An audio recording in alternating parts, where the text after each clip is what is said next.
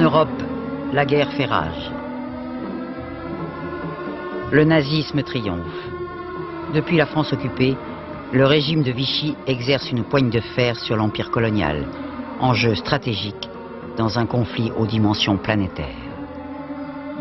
Le racisme et l'exclusion renforcent l'aliénation de la société martiniquaise, livrée aux joues zélées de l'amiral Robert, mandaté par Vichy. L'instauration de ce régime, après la défaite de la France, avait créé un état d'esprit et une situation assez angoissante même dans le pays, parce que on ne savait pas du tout où on en était. Et on voyait les représentants militaires et civils de Vichy se comporter d'une façon assez arrogante et qui ne cachait même pas le racisme. Et puis un beau jour, dis-je, voilà, qu'apparaît une revue, un fascicule tropique. Bon, c'était écrit dans une langue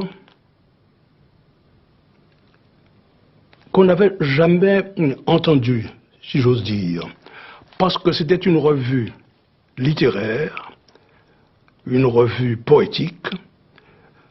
Cette poème était signée Aimé Césaire et Suzanne Césaire, René Ménil, Gilbert Gracian, enfin des gens que nous connaissions.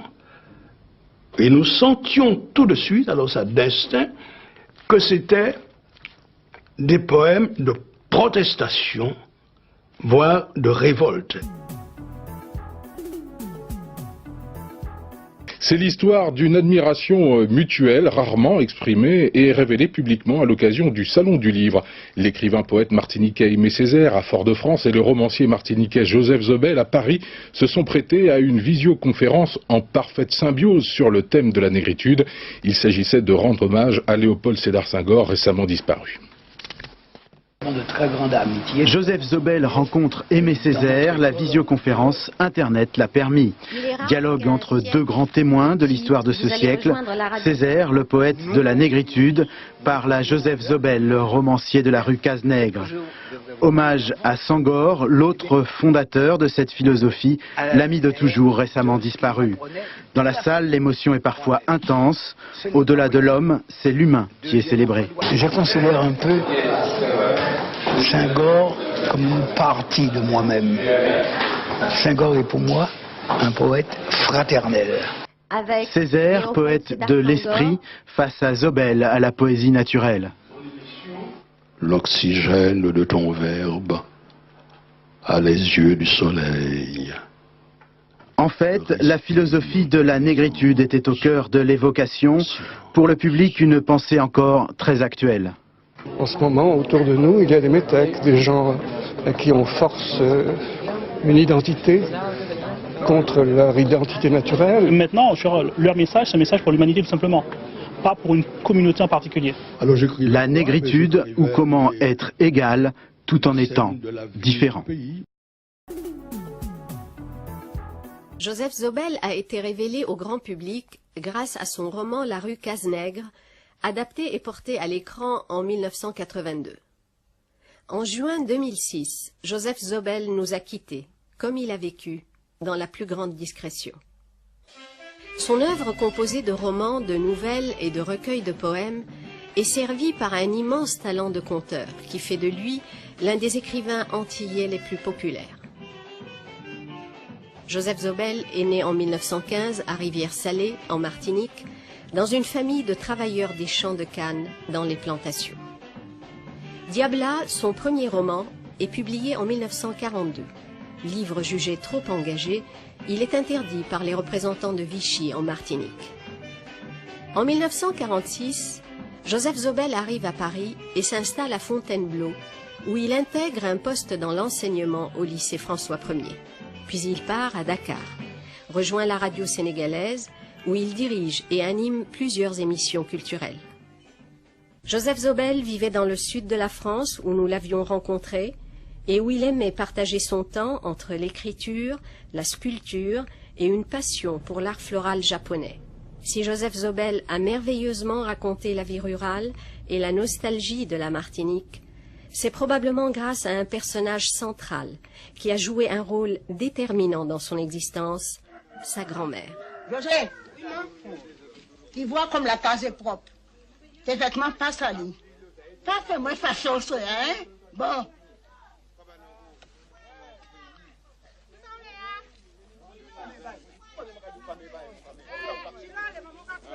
Bonjour, bonjour. Nous entendez? Tenez-vous là! Vous êtes capolé, on se Ma grand-mère avait, pour ainsi dire, s'était promis, avait pris la détermination, tout au moins, de m'envoyer à l'école. Alors que, dans la plantation où nous vivions, eh bien, ce n'était même pas en usage d'envoyer les enfants à l'école. Les travailleurs étaient sur la plantation et travaillaient comme j'ai expliqué, comme je l'ai refrété, comme je l'ai raconté dans la rue Casner, et leurs enfants, quand ils avaient un certain âge, quand ils pouvaient tenir un outil ou même se tenir au soleil dans un champ de canne plus ou moins éloigné d'eux, ils allaient aussi travailler à la plantation. Tandis que ma grand-mère n'a jamais admis ce parcours, ce système. Dès que quelqu'un avait été à l'école un certain temps et savait lire et écrire, c'est-à-dire n'était pas tout à fait analphabète, eh bien déjà il n'avait pas la même vie que quelqu'un qui n'avait pas du tout été à l'école. Quelqu'un qui n'avait pas été à l'école était à la merci de je ne sais quel destin de malédiction. Le lycée Schellcher, à l'époque, c'était le lycée des bourgeois ou des petits bourgeois de la Martinique, de Fort-de-France en particulier, mais de la Martinique.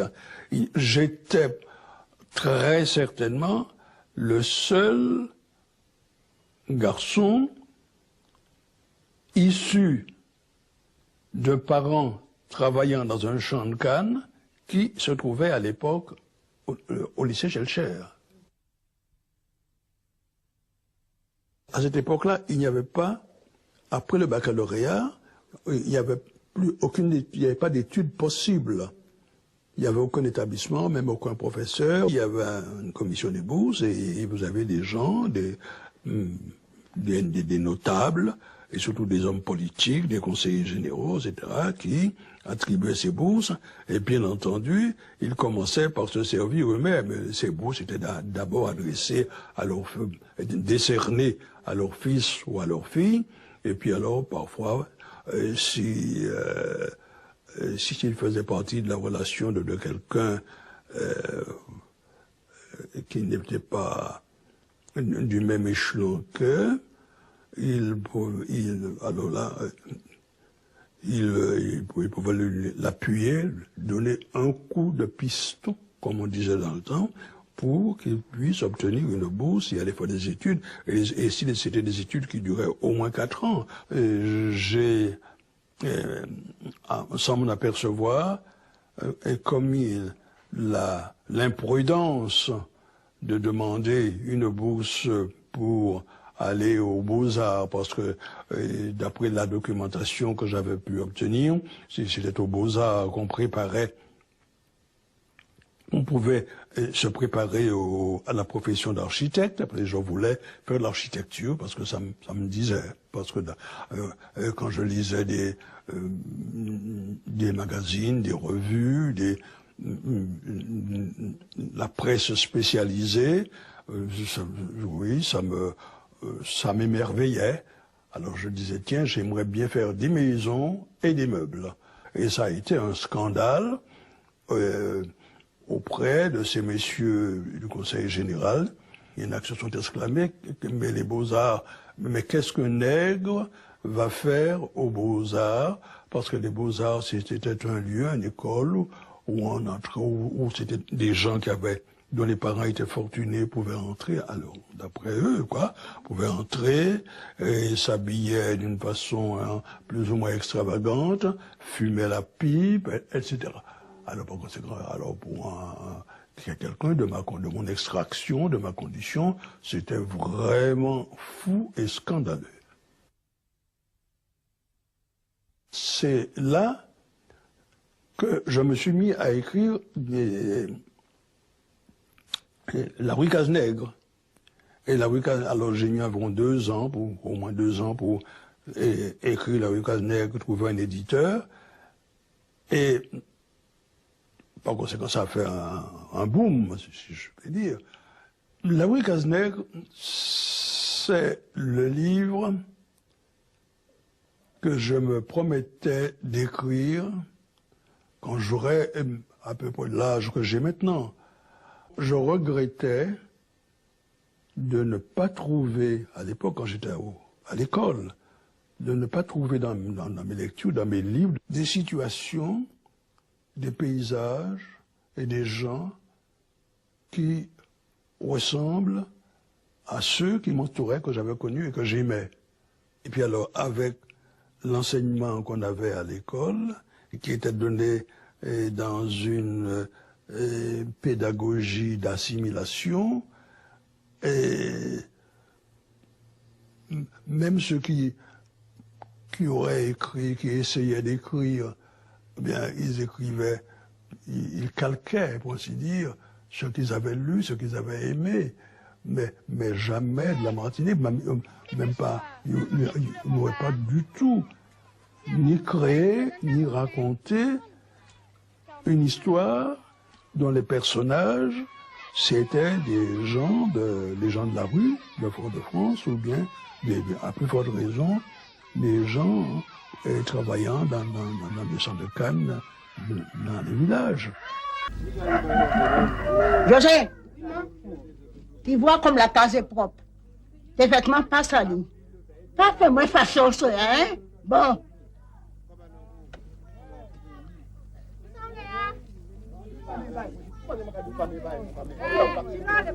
Martine, bonjour. Nous entendez? Faites-vous là? Vous êtes capolé, on fait.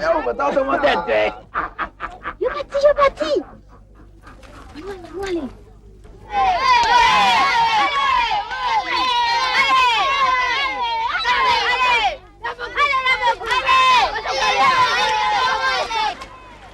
Dépêche-toi, tu vas manquer tout le combat.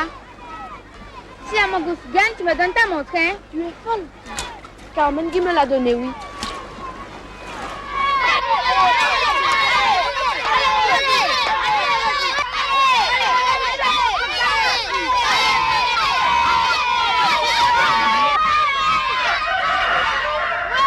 J'ai gagné, donne ta montre. Mais oui, mademoiselle, je n'avais pas parlé avec toi, non? Tu es moto, José, donne-moi ta montre.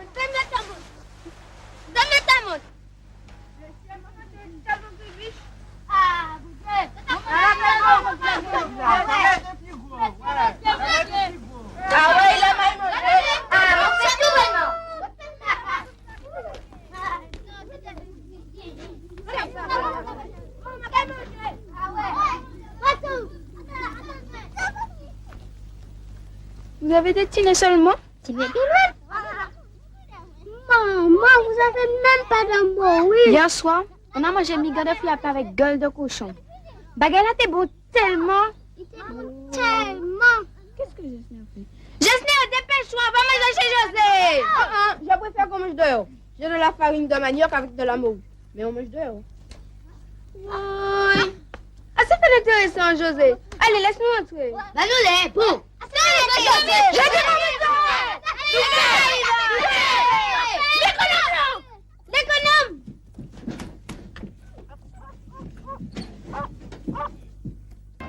En avant, capitaine.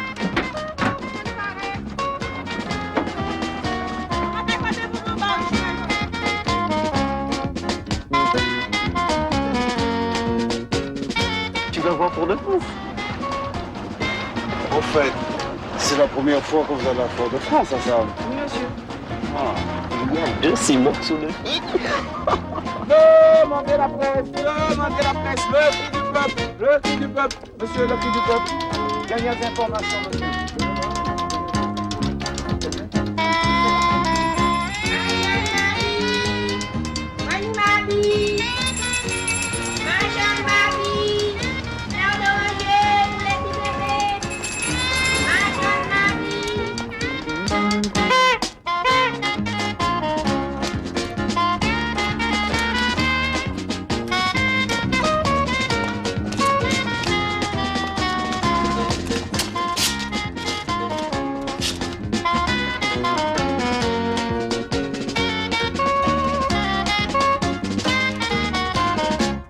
Toutes les villes que nous avons connues, aimées, toutes les villes pour s'aimer et pour vivre à deux. Rappelle-toi Paris et ses jardins l'été. Toutes les villes qui nous ont fait pleurer de joie. Un vieux tzigane nous prit en amitié à Prague. Toutes les villes que nous avons quittées depuis. Toutes les villes que la guerre défigure et viole. Oh, l'espérance au milieu des arènes blessées. Et les amis que nous avons perdus de vue. Toutes les villes dont nous reparlerons souvent. Toutes les villes que nous ne reverrons jamais. Aussi lointaines qu'elles semblent défier nos rêves.